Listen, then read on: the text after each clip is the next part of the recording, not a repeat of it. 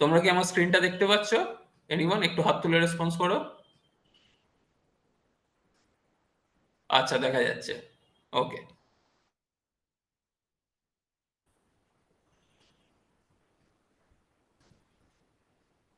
ওকে, যদি কখনো তোমাদের মনে হয় যে তোমরা শুনতে পাচ্ছ না বা কোনো কারণে নেটওয়ার্কের কোনো সমস্যার কারণে অনেক সময় হতে পারে, তোমরা হয়তো পরিষ্কারভাবে শুনতে নাও পেতে পারো।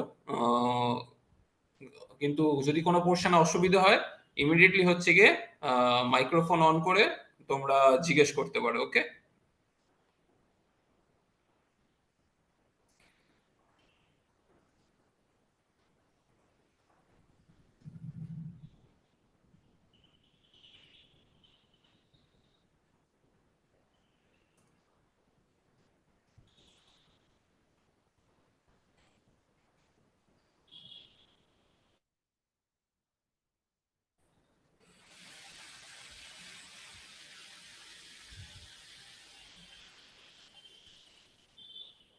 Recording in progress.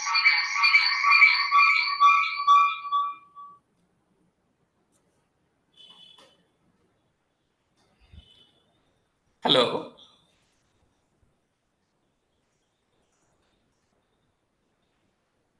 আশা করছি তোমরা পরিষ্কার শুনতে পাচ্ছ আমার কথা। আহ, নসিগ্রাম হাই স্কুল জয়েন করেছে, শিবপুর জয়েন করেছে। ওকে। ওকে, আগের দিনকে যেমন তোমরা রিকোয়েস্ট করেছিলে, আশা করি আমার কথাটা ইকো হচ্ছে না।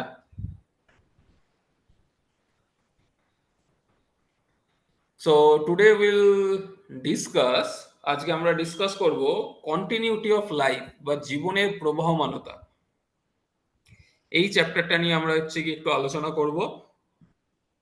উম, গত সপ্তাহের ক্লাসে তো কয়েকটি স্কুল রিকোয়েস্ট করেছিল যে এটাকে স্টার্ট করার জন্য, এবং সেল সাইকেল এবং সেল ডিভিশন এটা দিয়েই আমরা শুরু করছি। ঠিক আছে? তো সেল সাইকেল, সাইকেল থেকে তোমরা বাংলাতে দেখতে পাচ্ছ কোষ, কোষচক্র এবং ডিভিশন মানে বিভাজন। তো cell cycle and cell division মানে কোষচক্র এবং কোষ বিভাজন নিয়ে আমরা আলোচনা করব। কথাটা হচ্ছে কি, যদি তোমরা বিশদে একটুখানি ভালোভাবে বোঝার চেষ্টা করো, তাহলে বিভাজন মানে সিম্পল একটা কোষ থেকে নতুন কোষ বিভাজিত হয়ে তৈরি হবে। আর কোষ চক্র বলতে কি বোঝাচ্ছে, যে একটা কোষ তার আয়ু মানে জন্ম থেকে সেটা বিভাজিত হওয়া পর্যন্ত বা ডেথ হওয়া পর্যন্ত তার ভেতরে কি কি পর্যায় বা কি কি ধাপগুলো চলছে। তো সেই চক্রটা এবং বিভাজনটা নিয়ে আমরা আলোচনা করব। কিন্তু কেন আমরা এটা নিয়ে আলোচনা করছি বা কেন কোষ চক্র, কোষ বিভাজনটা জানাটা খুবই গুরুত্বপূর্ণ, কিছু সিচুয়েশন বা কিছু ঘটনা একটুখানি দেখে নিই। ঠিক আছে? তোমরা বাঁ দিকের ছবিটাতে দেখতে পাচ্ছ, এটা আমাদের শীতকালে বা হয়ে থাকে ম্যাক্সিমাম। তোমরা দেখতে পাবে যে ঠোঁট ফাটছে বা গায়ের ত্বক বা গায়ের চামড়াটা, স্কিন অনেক বেশি ড্রাই হয়ে গেছে, খুব শুকনো হয়ে গেছে, সেখানে ক্রিম মাখতে হয় আমাদের অনেক। এছাড়া আবার কোথাও হচ্ছে গিয়ে দেখতে পাবে যে কোনো জায়গা হয়তো কেটে গেছে, সেই কেটে জায়গাটা আবার খুব তাড়াতাড়ি কিছুদিন বাদে এরকম একটা দাগ সহ সেটা হিল হয়েছে। সেই জায়গায় কোষগুলো মারা গিয়েছিল বা সেই জায়গাটায় ক্ষত হয়েছিল, কিন্তু কিছুদিন বাদে সেই জায়গাটা নতুন কোষ দ্বারা ভর্তি হয়ে গেল এবং সেই জায়গাটা জুড়ে গেল আলটিমেটলি। মানে নতুন কোষ সেই জায়গাটাকে ভরাট করে দিল। তাহলে এই যে নতুন কোষ তৈরি হলো বা আমাদের যে ডেড সেল, যে ঠোঁটের চামড়াগুলো বা স্কিন গুলো ড্রাই হয়ে উঠে যাচ্ছে বা ফেটে যাচ্ছে, সেই জায়গায় নতুন চামড়া তৈরি হচ্ছে, তার মানে নিশ্চয়ই এখানে এমন একটা পদ্ধতি বা মেকানিজম ঘটে চলেছে আমাদের শরীরে কন্টিনিউয়াসলি, যে কিছু কোষ মারা যাচ্ছে, কিছু কোষ তৈরি হচ্ছে। তাহলেই কোশ্চেনটা আসে যে কোষ তৈরি হওয়ার পদ্ধতিটা কি, কোষ তৈরি হওয়ার মেকানিজমটা কি। সেই মেকানিজমটা যদি দেখতে যাওয়া হয়, সেখানেই বলা হচ্ছে যে কোষ চক্র এবং সে কোষ বিভাজন, যেখানে দেখো এখানে লেখা রয়েছে growth and reproduction of all organisms. শুধুমাত্র অ্যানিমাল বা হিউম্যান নয়, মানুষ বা শুধুমাত্র প্রাণী নয়, সমস্ত ধরনের অর্গানিজম, অল অর্গানিজম, যেটা ডিপেন্ড অন এনলার্জমেন্ট, এনলার্জমেন্ট মানে বড় হওয়া, এবং ডিভিশন এবং ভাগ হওয়া, ডিভিশন অফ সেল। সেলটা ডিভাইড হবে এবং তার আগে কি মানে কোষটা ডিভিশনের আগে কি হবে, কোষটা আকারে বৃদ্ধি পাবে, enlargement of cell followed by division of cell. এই গ্রোথ এবং রিপ্রোডাকশনের যে পদ্ধতিটা, যে প্রসেসটা কন্টিনিউয়াসলি চলছে, that is nothing but cell cycle. এবারে আমরা একটা ছোট্ট জিআইএফ দেখে নিই, তোমরা হয়তো এটা অনেকবার দেখেওছো। আমরা খুব দেখেছি, মানে হয়তো দেখেছো যে বাড়িতে যেসব টিকটিকি রয়েছে, কোনো সময় টিকটিকির লেজ যদি কেটে যায়, আবার কিছুদিন বাদে দেখা যায় যে সেখানে একটা নতুন লেজ তৈরি হয়েছে। খুব সহজে, মানে অদ্ভুত রকম একটা মেকানিজম। সেটা কিন্তু মানুষ বা অন্য কোনো প্রাণীদের যদি একটু হাত কেটে যায় বা পা কেটে যায়, অনেক সময় বিভিন্ন দুর্ঘটনায় ঘটে থাকে, কিন্তু সেখানে কিন্তু আমাদের এইভাবে হচ্ছে গিয়ে একটা নতুন অঙ্গ বা সেই অঙ্গটার কিন্তু আবার পুনর্গঠন বা পুনর্নির্মাণ হয় না বলতে গেলে। কিন্তু টিকটিকির ক্ষেত্রে হচ্ছে। মানে কিভাবে হচ্ছে? সেখানে নিশ্চয়ই এমন কিছু কোষ আছে যারা আবার নতুন করে বিভাজিত হয়ে সেই অঙ্গটাকে গঠনে সাহায্য করছে। বা যদি আমরা উদ্ভিদের ক্ষেত্রে দেখি, উদ্ভিদের ক্ষেত্রে কি? উদ্ভিদের ক্ষেত্রে একটা বীজ থেকে, একটা সামান্য দানা শস্য থেকে একটা বৃহৎ বৃক্ষ, একটা খুব বড় গাছ তৈরি হতে পারছে। অথবা সেটা যেরকমই গাছ হোক, সেটা একটা সামান্য আগাছা থেকে শুরু করে একটা ঘাসের মতো গাছ থেকে, বা একটা বিশাল বড় বট গাছ, অশ্বত্থ গাছ বা এই ধরনের কোনো একটা বড় গাছ তৈরি হচ্ছে। কিন্তু কি থেকে তৈরি হচ্ছে? একটা ছোট্ট দানা থেকে। তার মানে ভাবো তার মধ্যে কতগুলো কোষ ছিল, আর সেখান থেকে যখন বাড়তে বাড়তে একটা যখন বিশাল বড় গাছের আকার ধারণ করলো, মানে তার মধ্যে কতগুলো কোষ রয়েছে। তার মানে অবভিয়াসলি কিছু কোষ বিভাজিত হয়ে হয়ে একটা বিশাল আকারের বা অনেকগুলো কোষ নিয়ে একটা অর্গানিজম বা একটা প্ল্যান্ট হোক বা অ্যানিমাল হোক বা হিউম্যান, যখন একটা ছোট্ট শিশু সে যখন আস্তে আস্তে বড় হচ্ছে, তার মধ্যে কি হচ্ছে? প্রত্যেকটা তার অঙ্গ প্রত্যঙ্গ, তার মধ্যে যে যকৃৎ রয়েছে, তার যে কিডনি রয়েছে, তার যে মস্তিষ্কের আয়তন রয়েছে, তার যে শারীরিক গঠন রয়েছে, সবকিছুরই হচ্ছে গিয়ে বৃদ্ধি করছে। তো সেল সাইকেল থেকে খুবই সিম্পল। সেল সাইকেল বা কোষ চক্র কাকে বলছে? কোষ চক্র is the life period of a cell during which, এটা একটা কোষের জীবনকাল, life period of a cell, যেখানে কি করছে? কোষ কি তৈরি করছে? যেখানে ডিএনএ, ডিএনএ এর পুরো কথা কি এনিওয়ান? ডিএনএ এর পুরো কথা?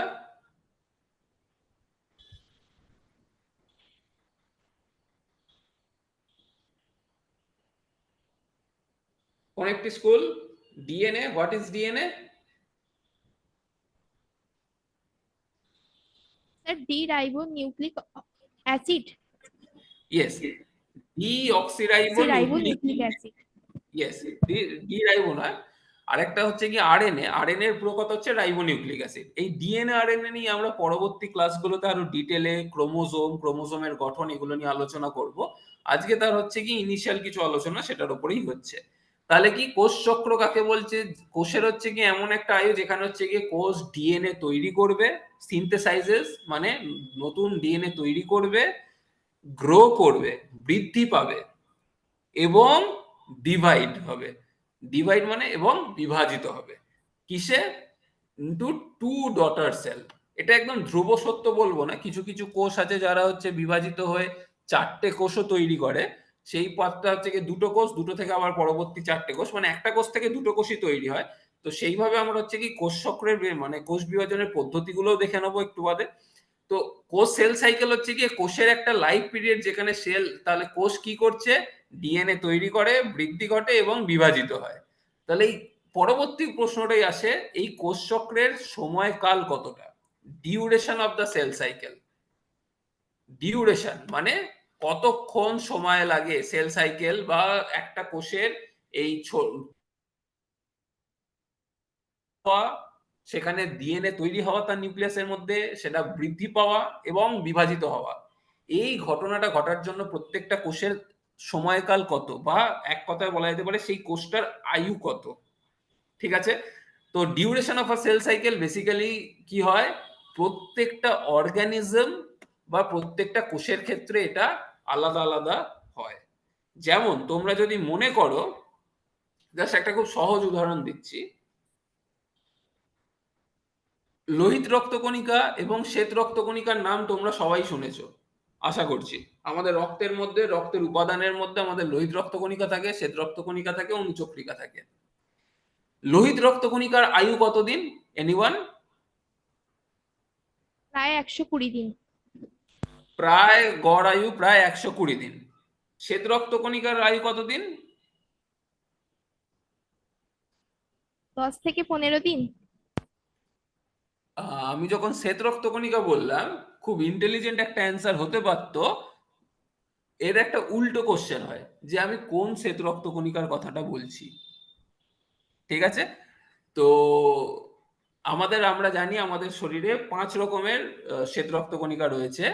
কিছুকে বলা হয় দানাদার, অদানাদারে ভাগ করা হচ্ছে। আবার সেই দানাদার, অদানাদারকেও ভাগ করা হচ্ছে। তো আল্টিমেটলি আমাদের কি রয়েছে?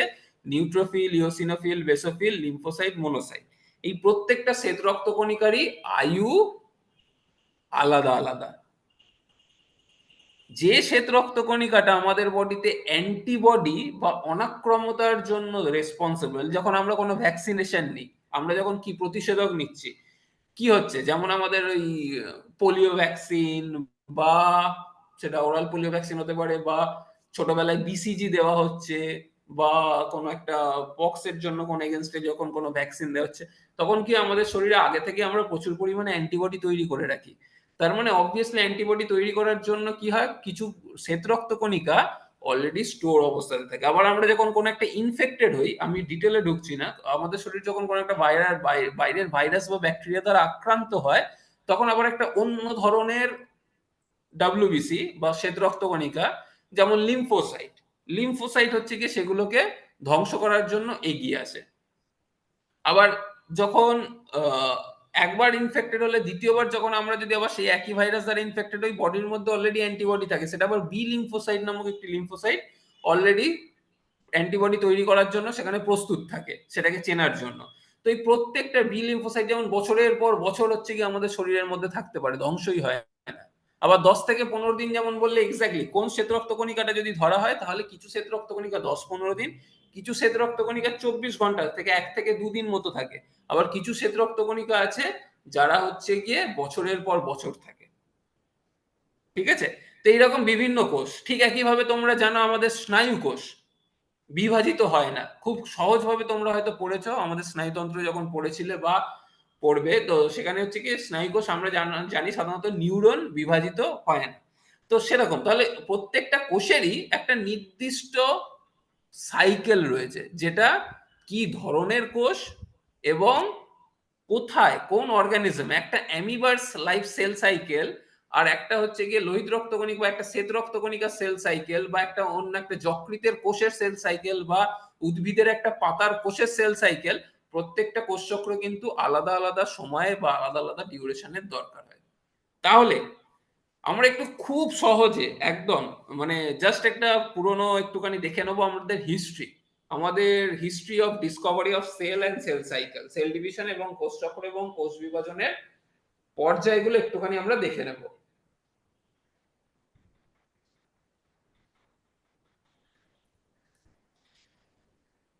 সরি, পর্যায়গুলো দেখবো না, আমরা হিস্ট্রিটা দেখবো, কখন কোন পর্যায়ে কত বছর আগে কি কি ডিসকভার হয়েছিল। খুব সহজভাবে যদি দেখা হয়, তাহলে হচ্ছে গিয়ে তোমরা সবাই নাম শুনেছো রবার্ট হুকের কথা। রবার্ট হুক অ্যারাউন্ড 1665 হচ্ছে গিয়ে কোষ আবিষ্কার করেছিলেন। সাধারণত ওটা হচ্ছে কি মৃত কোষ ছিল, কর্কের কোষ, উনি ওনার মাইক্রোস্কোপে দেখেছিলেন। 1855 সালে রডলফ ভিরচ, উনি হচ্ছে কোষ বিভাজনের মাধ্যমেই যে কোষের সৃষ্টি হয় সেটা হচ্ছে কি উনি প্রথম বলেছিলেন, প্রায় 200 বছরের কাছাকাছি। তার কিছু বছর বাদে হচ্ছে গিয়ে স্নেইডার মাইটোসিস বর্ণনা করেছিলেন। Now the question is what is mitosis? Mitosis কি? কোষ বিভাজন সাধারণত 3টে পদ্ধতিতে ঘটে, অ্যামাইটোসিস, মাইটোসিস এবং মিয়োসিস। এই 3টে ভাগে ভাগ করা হয় কোষ বিভাজনকে। তো এগুলো নিয়ে আমরা ডিটেইলে আলোচনা করব। 1875 এ হচ্ছে গিয়ে ওয়াইজম্যান হচ্ছে গিয়ে মিয়োসিস বিভাজনটা হচ্ছে গিয়ে লক্ষ্য করেছিলেন এবং সেটাকে হচ্ছে গিয়ে ব্যাখ্যা করেছিলেন, এবং 1888 এ প্রথম কোষ বিভাজন প্রক্রিয়াটি পর্যবেক্ষণ করেছিলেন একদম, এবং মাইটোসিস কথাটার প্রবর্তন। স্নেইডার মাইটোসিসটা হয়তো বর্ণনা করেছিলেন, কিন্তু সেই মাইটোসিসকেই, এই পদ্ধতিটাকেই যে মাইটোসিস বলে সেটা হয়তো অতটা ব্যাখ্যা করেননি। তাই 1880 তে তোমরা এখানে একটা দেখতে পাচ্ছ, একটা ভিডিও মতো দেখতে পাচ্ছ ছোট্ট। সেখানে দেখতে পাচ্ছ একটা কোষ কিভাবে তার নিউক্লিয়াস বিভাজিত হচ্ছে, এবং নিউক্লিয়াস বিভাজিত হয়ে কিভাবে নতুন দুটো কোষের সৃষ্টি হচ্ছে। এগুলো এখনকার যে নতুন মডার্ন মাইক্রোস্কোপ রয়েছে সেইগুলো দিয়ে এই পর্যায়টাকে কিন্তু পুরোপুরি ক্যাপচার করা গেছে। এখানে যেমন দেখতে পাচ্ছ ভেতরে নিউক্লিয়াস, নিউক্লিয়াসের মধ্যে ক্রোম্যাটিড বা ক্রোমোজোমের যে পোর্শন গুলো রয়েছে সেগুলো আলাদা হচ্ছে, হয়ে একটা ফাড়ো তৈরি হচ্ছে, দিয়ে একটা কোষ, উল্টো দিকে আর একটা কোষ তৈরি হলো। ঠিক আছে, খুবই ইন্টারেস্টিং হচ্ছে কি এরিয়া এগুলো যখন চোখের সামনে দেখা হয় মাইক্রোস্কোপের আন্ডারে। তাহলে কি টাইপস অফ সেল ডিভিশন যদি দেখা হয়, সে কোষ বিভাজনের কি কি ধরন হয়? তিনটে। একটু আগেই বলেছি, অ্যামাইটোসিস, মাইটোসিস এবং meiosis. Now the question is, কাদের ক্ষেত্রে কোন ধরনের বিভাজন হয়? অ্যামাইটোসিস বিভাজনটা সাধারণত লোয়ার অ্যানিমাল তাদের শরীরে বা তাদের দেহে হচ্ছে কি দেখা যায়, বা তারা হচ্ছে কি এইভাবে বিভাজিত হয় অ্যামাইটোসিস পদ্ধতিতে। যেমন ব্যাকটেরিয়া, প্রোটোজোয়া, এই ধরনের অ্যানিমাল, ছোট ছোট ক্ষুদ্র ক্ষুদ্র প্রাণী, এরা হচ্ছে গিয়ে অ্যামাইটোসিস পদ্ধতিতে বিভাজিত হয়।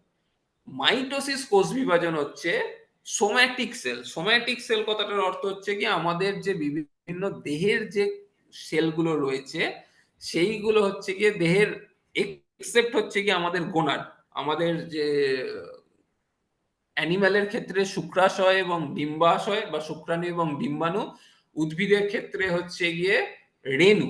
এই পোর্শন গুলো, এইগুলো বাদ দিয়ে যে আমাদের যে গঠনগত যে আঙ্গিকে যে আমাদের কোষগুলো রয়েছে সেই কোষগুলোর মধ্যে, সোম্যাটিক সেলের মধ্যে মাইটোসিস কোষ বিভাজন হয়। মাইটোসিস কোষ বিভাজনটা খুবই সহজ। এখানে কি হয়, একটা কোষ থেকে দুটো কোষ তৈরি হয়, একটা কোষ বিভাজিত হয়ে দুটো কোষ তৈরি হবে এবং এদের মধ্যে ক্রোমোজোম সংখ্যায় কোনো ধরনের হ্রাস ঘটবে না, সমসংখ্যক ক্রোমোজোম থাকবে। তোমরা কেউ বলতে পারবে মানুষের ক্রোমোজোম সংখ্যা কত? এনিওয়ান? 23 জোড়া। 23 জোড়া, কারেক্ট। 23 পেয়ার্স, 23 জোড়া ক্রোমোজোম থাকে, তার মধ্যে 22 জোড়া হচ্ছে গিয়ে অটোজোম এবং এক জোড়া হচ্ছে গিয়ে সেক্স ক্রোমোজোম থাকে। তো 23 জোড়া থেকে যখন মাইটোসিস পদ্ধতিতে দুটো কোষ তৈরি হয়, সেখানেও হচ্ছে গিয়ে 23 জোড়াই ক্রোমোজোম থাকে। একটা কোষ থেকে যখন দুটো কোষ তৈরি হবে সেখানেও 23 জোড়াই ক্রোমোজোম থাকবে। 23 পেয়ার্স, অর এটাকে বলা যেতে পারে 46, টোটাল 46 ক্রোমোজোমস থাকবে একটা থেকে যখন দুটো কোষ তৈরি হচ্ছে। তাহলে কেউ বলতে পারবে মিওসিস কোষ বিভাজন সাধারণত জনন কোষগুলোতে কেন মিওসিস কোষ বিভাজনের দরকার হলো, যেটাকে বলা হয় রিপ্রোডাক্টিভ সেলগুলোতে? উদ্ভিদের ক্ষেত্রে রেণুতে, গর্ভকেশর চক্রে বোধহয় খুব সম্ভবত, আর হচ্ছে গিয়ে শুক্রাণু এবং ডিম্বাণুতে। যদি মিওসিস না হয়ে মাইটোসিস কোষ বিভাজনই ঘটতো জনন কোষেতেও, তাহলে কি এমন অসুবিধা হতো? এনিওয়ান?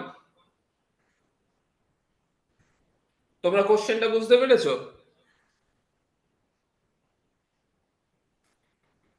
মাইটোসিস, মিওসিসের বদলে যদি মাইটোসিস কোষ বিভাজন ঘটতো জনন কোষেতেও, তাহলে কি সমস্যা হতো?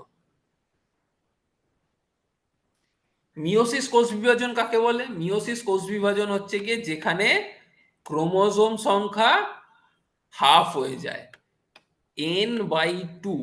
মিওসিস কোষ বিভাজনে যদি আমাদের কারোর n সংখ্যক ক্রোমোজোম থাকে, নতুন কোষের মধ্যেও n সংখ্যক ক্রোমোজোমই থাকবে। মানুষের ক্ষেত্রে সেই nটা কতটা? 23 জোড়া বা 26টা, এই 46টা। কিন্তু মিওসিস কোষ বিভাজনে মানুষের ক্ষেত্রে কত হয়, কত জোড়া ক্রোমোজোম থাকে জনন কোষে? 23টা ক্রোমোজোম থাকে। 23 জোড়ার ঠিক অর্ধেক হয়ে যায়, মানে 46-এর অর্ধেক, 23টা ক্রোমোজোম থাকে। তো এই 23টা ক্রোমোজোম জনন কোষে মানুষের ক্ষেত্রে, হাতির ক্ষেত্রে আলাদা, উদ্ভিদের ক্ষেত্রে আলাদা, প্রত্যেকের অ্যানিমেলের ক্ষেত্রে, খরগোশের ক্ষেত্রে আলাদা, প্রত্যেকের ক্রোমোজোম সংখ্যা হচ্ছে আলাদা হয়, ভিন্ন ভিন্ন হয়। তো এই ভিন্ন ভিন্ন বা মিওসিস কোষ বিভাজন পার্টিকুলারলি যেটা কি করে, মিওসিস কোষ বিভাজনে যে নতুন অপত্য কোষ তৈরি হয় তার মধ্যে ক্রোমোজোম সংখ্যা ঠিক অর্ধেক হয় সেই প্রাণীটার বা সেই উদ্ভিদটার। কেন হয়? মিওসিস কোষ বিভাজনটা যদি হতো তাহলে কি এমন অসুবিধা হতো? কেন মাইটোসিস প্রকৃতি, নেচার, কেন জনন কোষের মধ্যে মিওসিস কোষ বিভাজনের মতো একটা অদ্ভুত কোষ বিভাজন তৈরি করলো, যেখানে একটা কোষ থেকে যখন জনিত্রী কোষ থেকে যখন অপত্য কোষ তৈরি হচ্ছে, সেই অপত্য কোষের মধ্যে যেটাকে বলা হয় প্যারেন্টাল সেল থেকে যখন হচ্ছে গিয়ে F1 জেনারেশন বা ফিলিয়াল জেনারেশন তৈরি হচ্ছে বা ডটার সেল তৈরি হচ্ছে, অপত্য কোষ, তার মধ্যে কেন হচ্ছে গিয়ে ক্রোমোজোম সংখ্যা অর্ধেক হয়ে যাচ্ছে, মানে অর্ধেক হওয়ার উপকারিতাটা কি, আর অর্ধেক যদি না হতো তাহলে কি এমন অসুবিধা হতো? এনিওয়ান?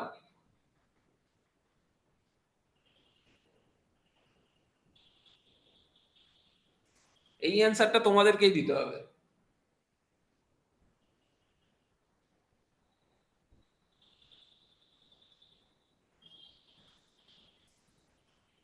বুঝতে পেরেছো কোশ্চেনটা কি জানতে চাইছি বা কি জিজ্ঞেস করছি?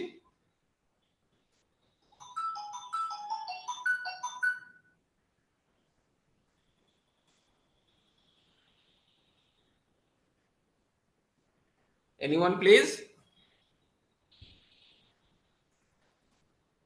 চেষ্টা করো কেউ একজন।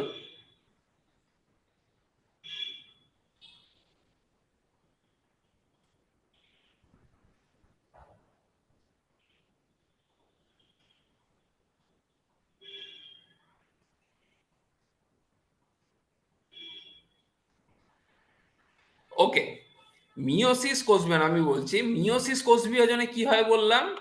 একটা কোষ থেকে যখন দুটো কোষ তৈরি হচ্ছে, এটা দুটো ধাপে পর্যায়টা ঘটে, সেই কারণে আমি দুটো অ্যারো দিচ্ছি। যখন একটা কোষ থেকে দুটো কোষ, দুটো কোষ থেকে আবার কি তৈরি হয়, আরো চারটে কোষ তৈরি হয়। ঠিক আছে, মানে একটা জনিত্রী কোষ থেকে, তার ভেতরে নিউক্লিয়াস, একটা জনিত্রী কোষ থেকে কি কোষ তৈরি হবে? চারটে অপত্য কোষ তৈরি হয়। এক, দুই, একটু তিন এবং চার। চারটে কোষ, তার মাঝে নিউক্লিয়াস। কিন্তু এই কোষগুলোতে ক্রোমোজোম সংখ্যা কত থাকে? মানুষের ক্ষেত্রে সাধারণত আমি যদি উদাহরণ হিসাবে দেখি 46, বা এটাকে যদি আমি এন বলি, এটাকে যদি এন বলা হয়, তাহলে এখানে কতগুলো রয়েছে? 23টা। সরি, এটাকে যদি 23টাকে এন বলছি মানে এটা হচ্ছে গিয়ে 2n, বা এখানে হচ্ছে গিয়ে এন। প্রত্যেকটাতেই কতগুলো করে ক্রোমোজোম থাকছে? 23টা করে। তাহলে আর এখানে যখন মিওসিস কোষ বিভাজনে কি হচ্ছে? মিওসিস কোষ বিভাজনে একটা কোষ থেকে যে দুটো কোষ তৈরি হচ্ছিল, সেখানে কটা ক্রোমোজোম থাকছে? 46টা। দুটো কোষ, তাতে কটা থাকছে? 46টা। তাহলে এবারে চিন্তা করো কেন জনন কোষের মধ্যে ক্রোমোজোম সংখ্যাটা হাফ করার দরকার পড়লো? এরও জনিত্রী কোষে কটা ছিল? 46টা। মানে 2n হিসাবেও যদি ইন্ডিকেট করা হয়, 2n। এখানেও যেগুলো রয়েছে এগুলো 2n। তাহলে কি সমস্যাটা? আচ্ছা, এবারে চিন্তা করো এইরকম একটা 46টা ক্রোমোজোম যুক্ত যদি একটা শুক্রাণুর সাথে আর একটা 46টা ক্রোমোজোমের ডিম্বাণু যুক্ত হতো, তাহলে কি হতো? 46, 46, সরি একটু লেখাটা বেঁকে গেল, 46 প্লাস 46 কতগুলো হচ্ছে? ইকুয়াল টু কতগুলো ক্রোমোজোম হয়ে যাচ্ছে? 92 ক্রোমোজোমস। কিন্তু এখানে দেখো, এটা যদি একটা শুক্রাণু যেটা 23টা ক্রোমোজোম আর একটা ডিম্বাণুর সাথে যখন ম্যাচ হচ্ছে, মিলছে, তাহলে 23, 23 প্লাস 23, এই দুটো ক্রোমোজোম নিয়ে যখন একটা নতুন অপত্য কোষ তৈরি হচ্ছে, একটা সেল যেটা ফার্টিলাইজেশন বলা হয়, সেটা যখন হচ্ছে, তখন নতুন কোষটার মধ্যে কতগুলো ক্রোমোজোম থাকছে? 46টা। মানে কি, আমার যে নতুন প্রাণীটা তৈরি হবে বা উদ্ভিদটা, তার মধ্যে সেই সংখ্যক ক্রোমোজোমটাই মানে থাকবে। না হলে কি হতো? মানুষ থেকে অন্য কোনো প্রাণী তৈরি হয়ে যেত। মানুষের 46টা ক্রোমোজোম, যদি মিওসিস বিভাজন না হতো, তাহলে শুক্রাণু এবং ডিম্বাণুর পরে হচ্ছে কি মিলনের ফলে কি হতো আলটিমেটলি ফার্টিলাইজেশনের পরে এমন একটা প্রাণী তৈরি হতো যার শরীরে 92টা ক্রোমোজোম সংখ্যা হতো এবং অবভিয়াসলি সেটা আর মানুষ হতো না। সেই কারণে হাতি থেকে হাতিই তৈরি হবে, ঘোড়া থেকে ঘোড়া, মানুষ থেকে মানুষ, আম গাছ থেকে আম গাছ, সেটাই হবে যতক্ষণ না কেউ সেখানে কোনো কাটাছেঁড়া করছে, কোনো ম্যানিপুলেশন করছে, কোনো একটা অস্ত্রোপচারের দ্বারা বা কোনো একটা জেনেটিক ম্যানিপুলেশন করা হচ্ছে জেনেটিক ইঞ্জিনিয়ারিং এর থ্রু। না হলে কি হবে, আমাদের যা কোষ দেহে যে ক্রোমোজোম থাকে সেই ক্রোমোজোম থেকে সমসংখ্যক ক্রোমোজোমেরই কিন্তু আরেকটা উদ্ভিদ বা প্রাণী তৈরি হয়। তাই সেই কারণে মিওসিস কোষ বিভাজন, ভাবো এবারে যে একটা মিওসিস কোষ বিভাজন নেচার আমাদের প্রকৃতি এমন অদ্ভুত ভাবে তৈরি করেছে যে জনিত্রী মানে আমাদের যে জনন কোষ, সেই জনন কোষগুলোর মধ্যে ক্রোমোজোম সংখ্যাটা হ্রাস পাবে। কতটা হ্রাস পাবে? একটা দুটো ক্রোমোজোম কমে যাওয়া নয়, পুরো যা জনিত্রী কোষের যে ক্রোমোজোম সংখ্যা তার ঠিক অর্ধেক হয়ে যাবে। তো এই ঘটনাটা হচ্ছে গিয়ে ঘটে চলেছে। আরেকটা ভাগে ভাগ করা হয় কোষ বিভাজনকে, এটা তো দেখলে হচ্ছে গিয়ে বিভিন্ন ধরনের টাইপস অফ সেল ডিভিশন। আরেকটা ভাগে ভাগ করা হয় যেটা হচ্ছে গিয়ে সোম্যাটিক সেল ডিভিশন, যেটার কথা একটু আগে হলো, যেটা মেইনলি হচ্ছে কি হয়, মাইটোসিস হয় এবং তারপরে সাইটোকাইনেসিস। কেউ বলতে পারবে what is cytokinesis? Anyone? Cytokinesis কাকে বলে? ওকে, শব্দটাকে একটুখানি স্প্লিট করা হোক। একটা হচ্ছে সাইটো, সাইটো থেকে তোমরা ইজিলি বুঝতে পারছো মানে বুঝতে পারো যে এটা হচ্ছে সাইটোপ্লাজমকে বলা হচ্ছে। আর কাইনেসিস পদ্ধতিটা বেসিক্যালি ইন্ডিকেট করছে হচ্ছে গিয়ে ভাগ হওয়াটাকে, ঠিক আছে? তাহলে সাইটোকাইনেসিস ইজ বেসিক্যালি যেখানে সাইটোপ্লাজম বিভাজিত হবে। আর মাইটোসিসের মধ্যে কি হয়, মাইটোসিসে নিউক্লিয়ার বিভাজনটাকে মেইনলি হচ্ছে গিয়ে এমফাসিস করা হয়। যেমন এখানে একটা নিউক্লিয়াসের মধ্যে যে যে বিভাজন ভাগগুলো হলো, তারপরে নিউক্লিয়াস তো একটা কোষের মধ্যে, তাহলে কিছুক্ষণের জন্য কিরকম দেখতে লাগে, একটা কোষ, তার মধ্যে একটা নিউক্লিয়াস, তার মধ্যে আরেকটা নিউক্লিয়াস, দুটো নিউক্লিয়াস থাকে। তারপরে কি হয়, সাইটোকাইনেসিস হয়, মানে এখান থেকে হচ্ছে কিছুটা, যেটা আগের ভিডিওটাতেও দেখলে, আলটিমেটলি একটা কোষ, তার ভেতরে একটা নিউক্লিয়াস, আর একটা কোষ, সরি, তার ভেতরে আরেকটা নিউক্লিয়াস, এরকম তৈরি হয়। ঠিক আছে, মাঝখানটা কি হয়, আস্তে আস্তে ছোট হতে থাকে। তাহলে প্রথমে কি হয়, নিউক্লিয়ার বিভাজন, তারপরে সাইটোপ্লাজমের বিভাজন, মাইটোসিস ফলোড বাই সাইটোকাইনেসিস, যেখানে কি তৈরি করে, দুটো জেনেটিক্যালি আইডেন্টিক্যাল সেল, জেনেটিক্যালি একদম একই রকমের দুটো কোষ তৈরি করে। আর রিপ্রোডাক্টিভ সেল ডিভিশন কি, যেটা রিপ্রোডাক্টিভ সেল বা জনন কোষের ক্ষেত্রে হয়, সেখানে কি হয়, মিওসিস, হ্রাস বিভাজন হয় একটা ধাপে, তারপর একটা সমবিভাজন, আর একটা কি হয়, সাইটোকাইনেসিস। কি হয়, সাইটোপ্লাজমটা দুটো ভাগে ভাগ করা হয়। এবং এর গুরুত্বটা কি, এর মেন ক্যারেক্টারিস্টিক্স কি, নাম্বার অফ ক্রোমোজোম, ক্রোমোজোম যতগুলো থাকে ইন দা নিউক্লিয়াস, নিউক্লিয়াসের মধ্যে, সেটা এক্স্যাক্টলি কমে গিয়ে কি হয়, কতটা, হাফ হয়ে যায়, রিডিউসড বাই হাফ। একটা দুটো কমে না, পুরোপুরি অর্ধেক হয়ে যায়। এটাই হচ্ছে কি রিপ্রোডাক্টিভ সেল ডিভিশনের একটা ইউনিকনেস বা বৈশিষ্ট্য। ঠিক আছে, নেক্সট দিন থেকে আমরা হচ্ছে কি ক্রোমোজোম এবং ডিএনএ নিয়ে আলোচনা করব। আজকের মতো এই পর্যন্তই। তো কারোর কোনো কোশ্চেন বা কারোর কোনো কোয়ারিজ বা কিছু আছে, জিজ্ঞাসা? Anyone, any school, any questions, any doubt?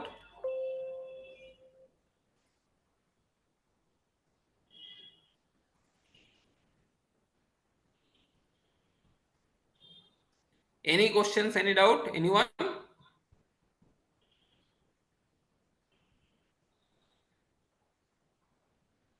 যদি কিছু না থাকে তাহলে আজকের মতো এই পর্যন্তই। আমি বাকি স্কুলগুলোকে রিকোয়েস্ট করব, যারা নসিগ্রাম হাই স্কুল নেক্সট দিন থেকে একটু ভিডিওটা অন রাখার জন্য, বিএমএইচএস বা আরো যে স্কুলগুলো জয়েন করেছে। So thank you all of you for today class, attending today's class. আর যিনি বিবেক দিশার কোঅর্ডিনেটর বা স্যার রয়েছেন, তাদেরকে রিকোয়েস্ট করব একটু যদি অ্যাটেন্ডেন্সটা আপনারা দিয়ে দেন। ওকে, থ্যাংক ইউ এভরিওয়ান।